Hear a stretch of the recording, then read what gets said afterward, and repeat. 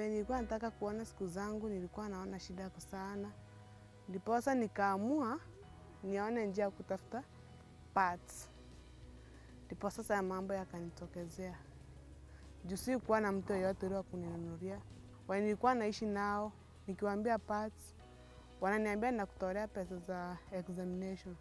Iliamua tu nilikutana kijana mwingine akaniambia ukikubali kutembea na wewe nitakuwa nakubaia hizo pads. Sanitary pads is a very key challenge to our girls. Find they're being lured with men to get these sanitary pads. At the end, they get pregnant.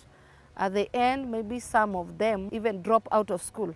Like a case we have, she's now dropping out of school. She was lured by sanitary pad. This man can provide 50 bob to her to buy, which our parents are lacking. The sanitary towels from the government are not regularly supplied. For example, they can be supplied once in a year. I can recall here lastly the bulk that we received from the sub-county office was received in January last year. One of the factors that contribute to this anemia is the issues surrounding menstruation. Not all menstruations are normal. There are the abnormal ones that one of the complications that arises from it is anemia. We meet very many cases of urinary tract infection in young ladies. When ladies are not aware how they should handle their menstruation, how they should be hygienic while they are menstruating, they might result into having urinary tract infection, which again is a very, very big burden within our sub-county. Again, we have issues of mental health that also come as a result of menstruation. Some of these ladies do not understand that menstruation is a normal phenomenon that any normal lady will undergo. Again, the people that they stay with, especially the boys, do not understand what happens to our ladies, especially when they are in school. So some of them get tormented. One of the recommendations that we've had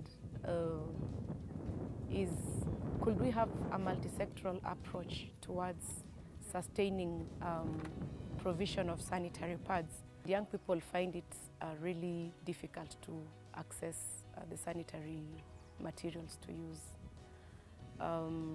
We happen to also have a few special schools, and we know, like in terms of vulnerability, persons living with disability have a vulnerability. Most of them come from very poor families, and some of them have also been abandoned.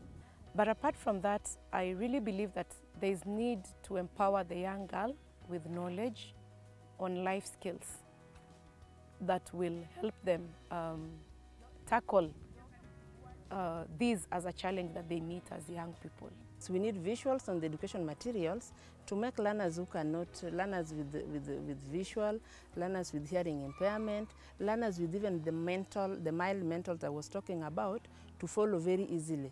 Because most of our printed educational materials are in English, which not all of them can understand. Menstrual health and hygiene management is still a challenge in Kenya. We've made quite some strides in ensuring that we have a policy and a strategy that provides a clear roadmap on how we are going to address these challenges. We need to make structural adjustments. We are talking about building girl-friendly toilets and also taking into account needs for people living with disability. It's important that we engage the private sector in the last mile distribution so that everywhere we go, we have an access to a variety of products. The focus then needs to be on sustainable management of hygiene, menstrual hygiene waste. And luckily, there are quite a number of technologies in the market within the private sector.